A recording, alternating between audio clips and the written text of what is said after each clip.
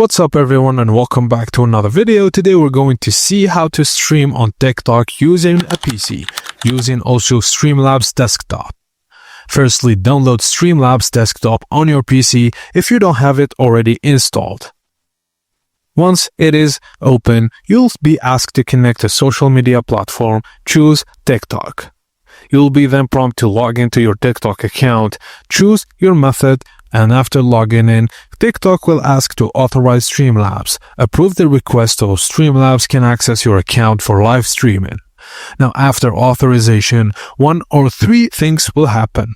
You have native TikTok Live access, you can apply for TikTok Live permission, or stream using RTMP or advanced options.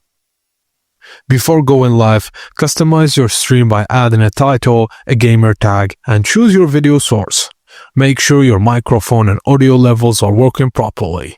Now TikTok chat is fully supported inside Streamlabs desktop. Log into your TikTok account.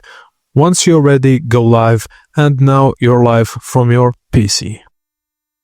And that's it guys, thank you for watching, and please don't forget to like and subscribe for more tips and tricks like this.